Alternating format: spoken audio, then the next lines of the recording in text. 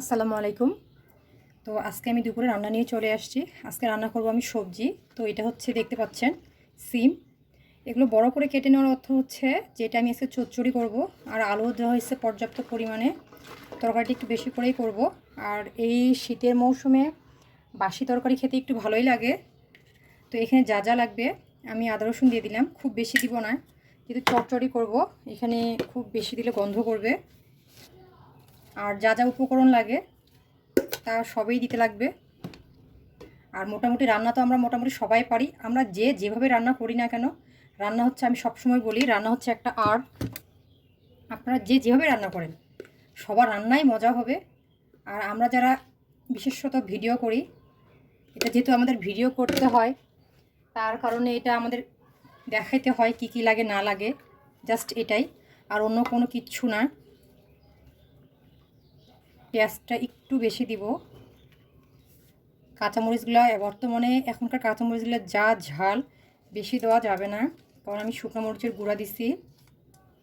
আর তরকারিটা প্রচুর ঝাল হয়ে যাবে।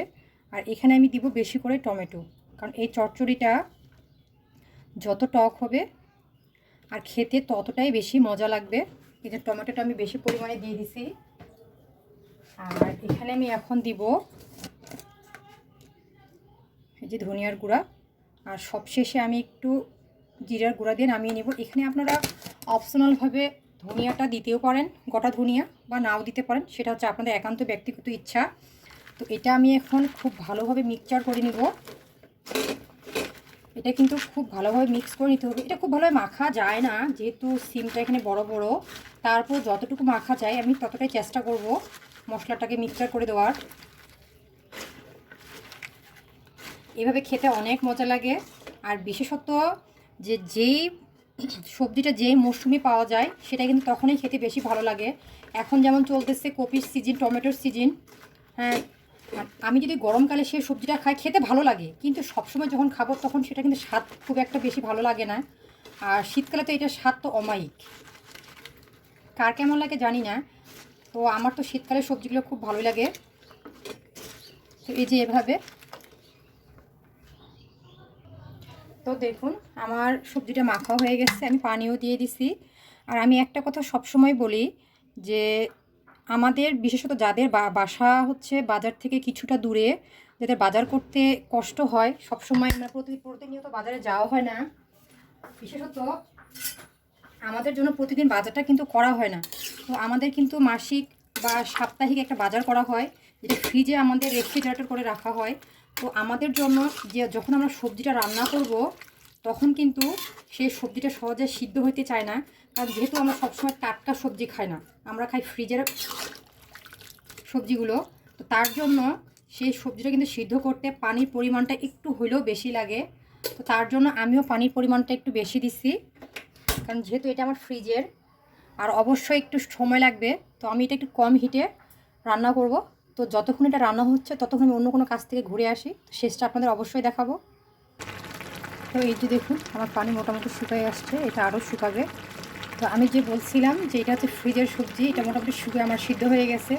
তারপরে কিন্তু আউলে যায় নাই, কারণ এটা হচ্ছে ফ্রিজের সবজি। যদি এটা টাটকা হতো, একদম বাজার থেকে সরাসরি নিয়ে আসা, বা আমি যে বাসা লাগাইতাম বা কারো বাসা থেকে নিয়ে আসতাম, তো এই সবজিটা এতক্ষণে আউলে যাইতো। তো এটার কালারটা কিন্তু আরও অন্যরকম চলে আসতো। যেহেতু এটা আমার বাজারের না, সরাসরি বাজার থেকে আনা না, বর্তমানে ফ্রিজের সবজি, তার কারণে কিন্তু এটা সবজিটা আমার টাটকাই আছে, এখনও পর্যন্ত গোটা গোটা আছে। এই জন্য বলি যে বাজারের সবজিটা রান্না করতে গেলে আমাদের ভেবেচিন্তে রান্না করতে হয়। এটা রান্না করতে আমাদের পানির পরিমাণটা বেশি লাগে। ঠিক আছে, চলুন এটা আরেকটু রান্না হবে।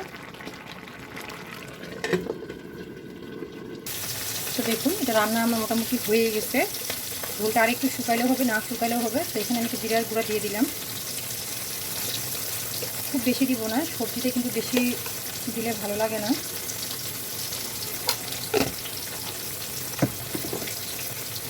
গ্যাসটা আমি একটু বাড়াই দিলাম, আমি ঝোলটা আরেকটু শুকাই নিব।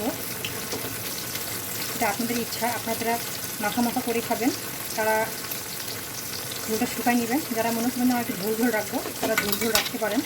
যেমন লাগে নাই, নড়ে যাচ্ছে। তো ঝোলটা আমি আরেকটু শুকিয়ে নিব, তাহলে মাখা মাখা হলে ভালো লাগে। তো এই তো আমার রান্না শেষ। তো আমার ভিডিওগুলো কার কার ভালো লাগে অবশ্যই যা কমেন্টের মাধ্যমে জানাবেন। আমার ভিডিওগুলো ভালো লাগে থাকলে লাইক কমেন্ট শেয়ার অবশ্যই করবেন। ঠিক আছে, আজকের মতো আসসালামু আলাইকুম।